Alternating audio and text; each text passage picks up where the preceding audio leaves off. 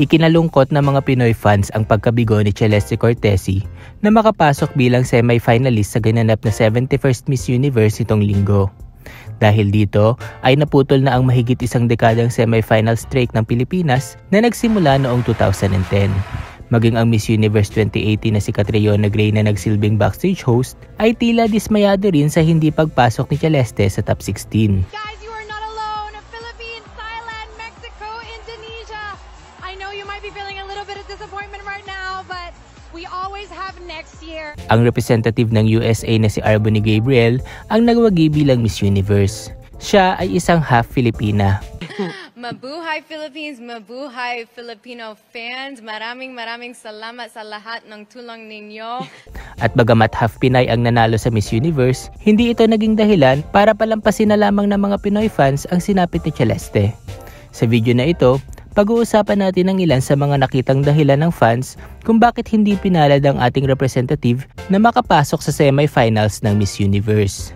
Pero bago tayo magsimula, inaaniyahan muna namin kayo na mag-subscribe na sa aming YouTube channel at pindutin ang notification bell upang hindi kayo mahuli sa mga latest kapamilya updates. Number 5. Inconsistent advocacy.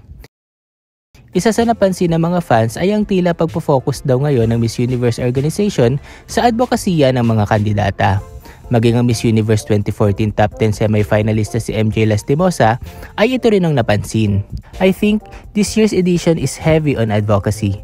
Miss Universe is exciting for this very reason, they don't stick with the same pattern every year. Matatanda ang noong 2018, sumali na si Celeste sa Miss Earth. Ang advokasya niya ay tungkol sa pagprotekta sa mga natural resources ng ating kapaligiran. Pagdating sa Miss Universe, ang pinagtuunan naman niya ng pansin ay ang pag-aalaga at pagpapakain sa mga kabataan sa mga mahihirap na komunidad. May mga nakapansin din na tsaka lamang nagkaroon ng advocacy sa mga kabataan si Celeste noong nanalo na siya sa Miss Universe Philippines. Pwede rin daw sanang i-connect ni Celeste ang mga kabataan sa kapaligiran para mapanindigan niya ang nagdaang advokasya niya.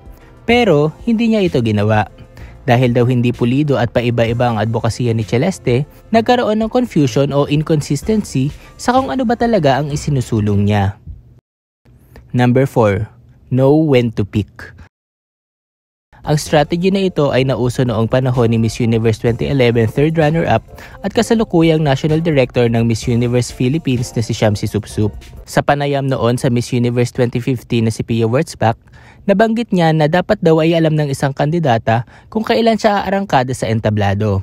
Ito raw ang natutunan niya kay Shamsi. Yes, there was a game plan. Which was?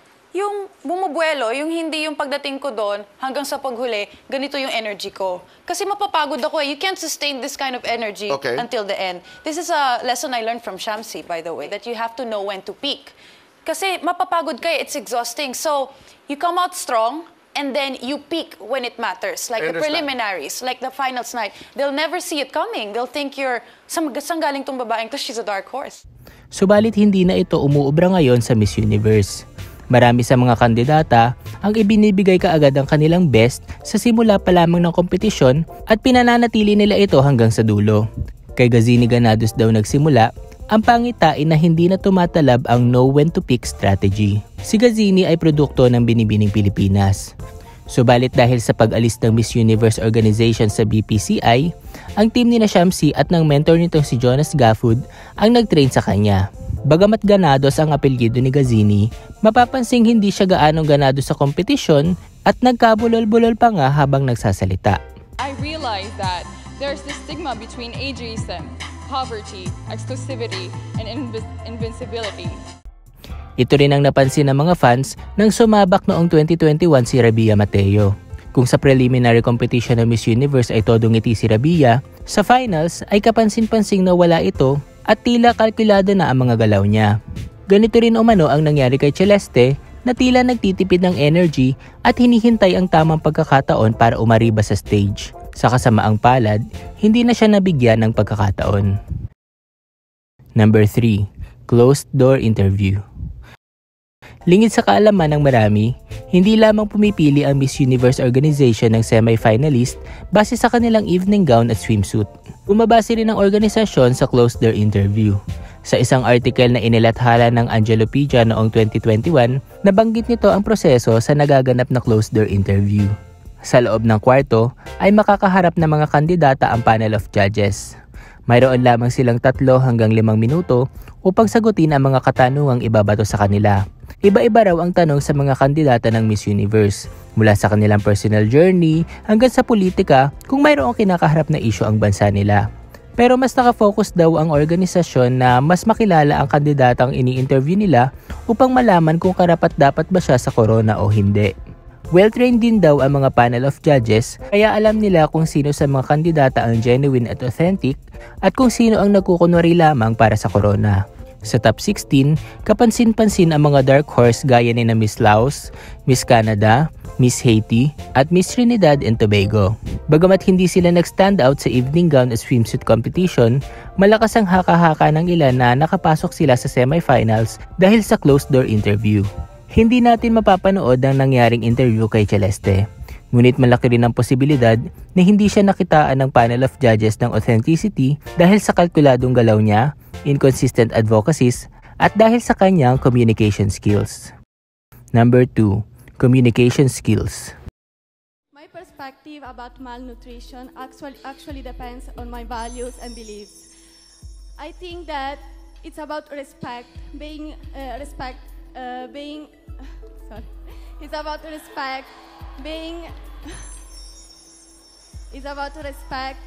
and I think that respect is the key to serve the purpose of our knowledge and humanity. Thank you. Bagamat nag-improve na ang communication skills ni Celeste simula nang mag-viral ang kanyang sagot sa Miss Earth 2018, dapat daw ay pinagtuunan din niya ng pansin ang pagsagot na galing sa puso upang magmukha siyang authentic. Tipikal lang daw kasi kung sumagot si Celeste sa mga tanong sa kanya at parang ni-rehearse lang niya ang mga ito. At kung thought-provoking questions ang itinanong sa kanya sa closed-door interview, marahil ay naungusan nga talaga siya ng ibang mga kandidata. Hindi raw siya katulad ni na Miss Dominican Republic, Miss Venezuela at Miss USA na magagaling sumagot at relevant ang mga salitang binitawan hindi lamang sa question and answer ng kompetisyon kundi pati na rin sa kanilang mga nagdaang interview.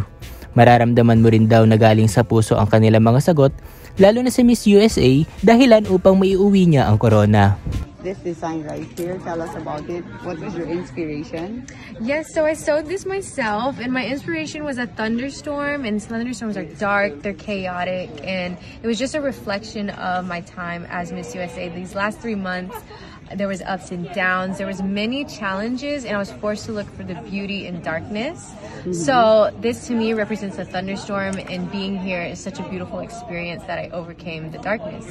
So I painted this to represent a thunder and clouds. It's blacks, whites, and blues. It's painted on silk, has a nice structure to it, and kind of an organic, nice shape. How many hours did it take you? I would say about 50 hours. Yeah, too long. Because I'm a perfectionist. I should have made it a little bit faster. Number 1. Miss Universe Philippines. Ang numero 1 sinisisi ng mga fans ay walang iba kundi ang mismong Miss Universe Philippines. Magmula raw kasi nang mapunta sa kamay ni na Shamsi at Jonas ang franchise ng Miss Universe, sumisemplang na raw ang Pilipinas sa placing. Hindi raw napaghandaan ng kanilang team ang bagong Miss Universe na pinamumunuan na ngayon ng Thai billionaire na si Kun An na naghahanap ng isang transformational leader. Idagdag pa raw ang makalumang style ng matandang si Jonas na naging sanhi daw ng pagkawala ng authenticity ni Nagazini, Rabia, Beatrice at Celeste. Dahil si Jonas daw ang nagtitrain sa mga kandidata, walang choice sa mga ito kundi iwan ang kanilang original team, ang team na naging sanhi kung bakit nasungkit nila ang corona bilang Miss Universe Philippines. At kapag nagtitraining na raw sila sa ilalim ni Jonas, nabubura na raw ang personality nila at nawawala maging ang creative freedom nila. Maging ang mga designer ng evening gown at national costume na isinusuot nila, ang Miss Universe Philippines pa rin daw ang nasusunod. Sa madaling salita, nagmistulan na lamang daw silang robot na sunod-sunuran sa gusto ni Jonas. Ang mga kandidata raw na tinitraining ng matanda ay hindi katulad ni Pia na ipinaglaban ng kanyang napuso ang evening gown at ni Catriona na gumawa ng sariling team at ibinigay ang kanyang 100% sa lahat ng pagkakataon upang masungkit ang corona. Napansin din ng ilan na tila nakampante ang team ni na Jonas at Shamsi dahil taon-taon ay nakakapasok naman sa semifinals ang mga representative ng Pilipinas. Pero may kasabihan nga, hindi araw-araw ay Pasko. Kaya naman sa social media pages ng Miss Universe Philippines, mababasa ang napakaraming reklamo ng mga fans at ang panawagan nila na ibalik na lamang sa Binibining Pilipinas ang franchise kung hindi nila babaguhin ang kanilang sistema. Nakakahinayang na nagtapos na ang napakahabang semifinal streak ng Pilipinas sa Miss Universe. Kaya sana, may matutunan ng mga susunod na kandidata sa sinapit ni Celeste at ng iba pang beauty queens na kagaya niya.